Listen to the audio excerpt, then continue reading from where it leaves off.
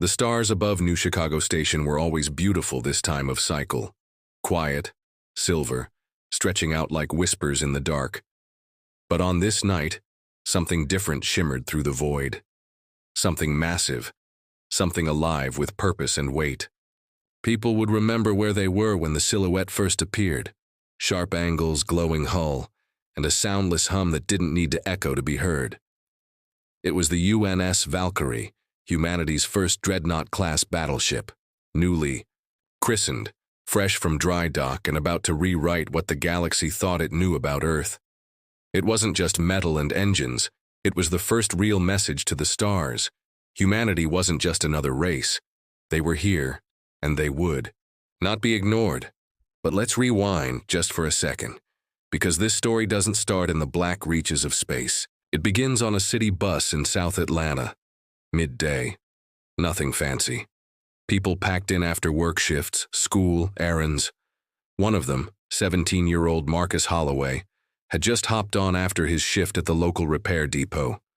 Coveralls smudged, with engine oil, bag heavy with his GED prep books. His eyes tired but focused. Marcus wasn't looking to be a hero. He just wanted to pass his tests, help his mom with rent, maybe get into the Terra Corps one day and make something of himself. He barely noticed when the older white woman with the pregnant belly stepped onto the bus, gripping the overhead bar. For support. Nobody moved. People looked down, pretended not to see. But Marcus did. He stood without a word, motioned her to his seat with a soft, "Ma'am," and went back to leaning on the rail, tired legs and all. She gave him a nod, sat down carefully, and pulled a small folded piece of paper from her coat pocket. "I was hoping I'd find someone like you today," she said, offering it to him. He took it, confused. "Sorry, just read it when you're alone." That note, creased, soft at the edges but filled with something bigger than anyone could have expected, would take Marcus farther than he ever imagined. Because what was written inside wasn't just words. It was an invitation, a key. See, what Marcus didn't know was that the woman he gave his seat to wasn't just a stranger. Her name was Dr. Evelyn Kessler, exolinguist, human diplomat, and advisor to Earth's new Allied Species Council. And her child, unborn then, was already bonded to something ancient and powerful. A legacy older than any Earth nation, older than most star empires. Meanwhile, out in deep orbit, the galaxy was watching Earth's slow rise with curiosity and concern. Humans were loud, messy, passionate, and somehow in less than 200 years they had gone from a fractured species barely crawling into space to a unified, stubborn force that wouldn't stop building, fighting, and surviving. The other species noticed. The Threeni, all sleek minds and perfected gene code, called humanity the scatter flame. Bright, chaotic, impossible to predict. The Heskari, massive insectoids with hive minds older than Earth's written language, debated in councils whether humanity was a threat or an opportunity. The Vailari, once rulers of 1,000 systems, had begun rearming, just in case. And now, with the arrival of the UNS Valkyrie, everything changed. She wasn't just a warship. She was a message, lined with pulse-forged armor, quantum-shifted, cannons, and a gravity core that could punch through suns if calibrated wrong. But more terrifying than her tech was her crew. Thousands of humans, trained in battle, exploration, diplomacy, and revenge. Marcus, it turns out, would find himself aboard that very ship, months after receiving that note. But before all of that, he was still just a kid walking home, reading those quiet words scribbled on old paper. Words that read, "I know who you are. I know what you can be. If you're ready to change the galaxy, meet me." No name, no signature, just coordinates. In space. And while Marcus wrestled with whether or not to follow them, the galaxy trembled, because they remembered Earth's first war, the one where human ships, outgunned and outnumbered, held the line at Vega 5 and didn't break. They remembered the last diplomatic summit, where a single human negotiator outmaneuvered 3-star empires without ever raising her voice. They remembered when Earth survivors on the ice world Ymir built a settlement from crashed debris and lived, thrived, where no other species could. They remembered that humans didn't die easy, that they didn't forgive, and that, when pushed far enough, they changed everything around them. Now, with the Valkyrie in orbit, that change was coming. Back on Earth, Marcus looked up at the stars. He didn't know that war was coming, or that love, sacrifice, betrayal, and something almost divine waited for him among the stars. All he knew was that something had shifted. His life, like a gear catching. Far above, orbiting in cold silence, the Valkyrie pulsed in the dark, waiting for her mission to begin. But when her engines roared to life, they would carry more than fire. They would carry the future, and every empire watching would finally learn the name of the species they feared most: humanity. But Marcus? He was just getting started, and that note in his pocket? It wasn't the end of a kind gesture. It was the beginning of everything. What came next would burn itself into history, to be continued.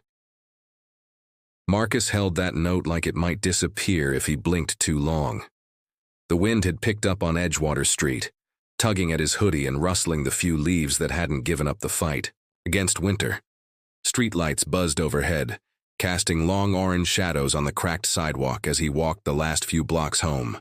The paper felt heavier than it should have, too real, too intentional, like it didn't belong to this world. He kept reading the words in his head. I know who you are, I know what you can be. If you're ready to change the galaxy, meet me. It didn't make sense. What did that woman see in him? He was just Marcus Holloway, South Side born, raised by a single mom who worked 2 jobs and still found time to quiz him on vocabulary every night. He wasn't rich, wasn't famous, had no sponsors, no fancy cybernetics or elite schooling. His only brush with space had been through a telescope his uncle bought him when he was 9. So why him that night? Marcus couldn't sleep. He stared at the note again under the glow of his old desk lamp, its light flickering whenever the heater kicked on. His room was small. Peeling posters of mechs and Mars colonists hung beside shelves crammed with used books and spare drone parts. On his wall, a pinned-up brochure for the TerraCore recruitment exam. He stared at it for a while, then back at the note. The coordinates on the paper weren't even on Earth. He'd run them through a public nav map the second he got home. It pointed to a civilian docking station on Ganymede, one of Jupiter's moons. Remote, mostly mining. Traffic, some black market exchanges, and the occasional science outpost. No reason a random pregnant woman from a city bus should be giving him that. Unless she wasn't random. Or just a pregnant woman. His mom noticed something was off over dinner, even though she didn't say anything right away. They had this quiet understanding, the kind that came from years of surviving together. She'd seen that look in his eyes. Before, back when his dad died. Back when his best friend got recruited and left Earth behind. You okay, baby?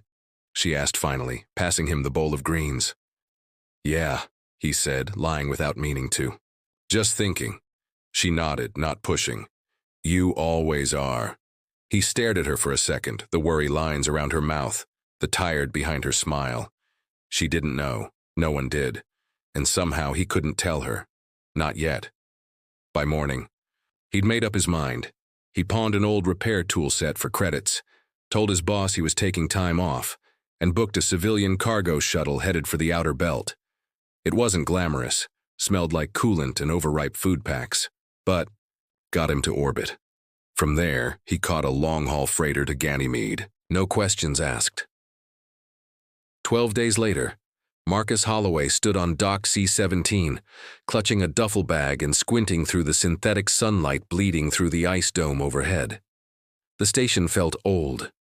Rust clung to railings, and the air recyclers coughed more than they hummed. People moved quick, kept their eyes low. The kind of place where deals happened in whispers and you didn't ask where cargo came from. He checked the coordinates again. They pointed to a sector beyond the main port. Quiet, mostly locked down. That's when he saw her. Not the woman from the bus, but someone waiting by an old maintenance door. Tall, pale coat, short silver hair that shimmered faintly under the lighting. She wasn't hiding, but something about her made people avoid getting too close. "Marcus Holloway?" she asked, voice smooth, unhurried. He nodded, tense. "Yeah, I'm Evelyn's handler. She sent me to retrieve you." "Retrieve?" His guard went up. "Look, if this is some kind of—" "It's not," she cut in gently. "But you need to come now. You're already being watched." His heartbeat spiked. She turned, expecting him to follow, and against every ounce of caution he did. She led him through side corridors, past supply depots and off-grid sections of the station.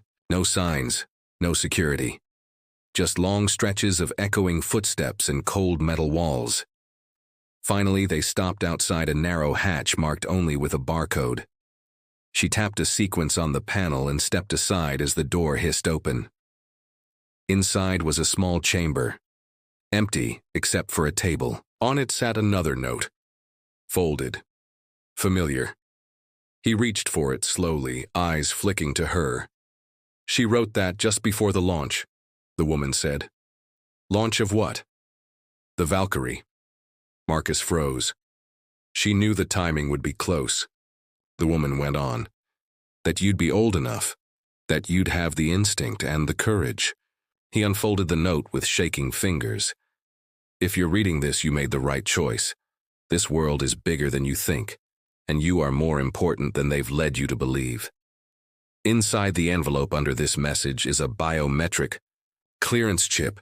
"Give it to the officer at Dock E9, they'll know what to do." He turned the envelope over. True to the message, a small chip was tucked into the crease. Cold, smooth.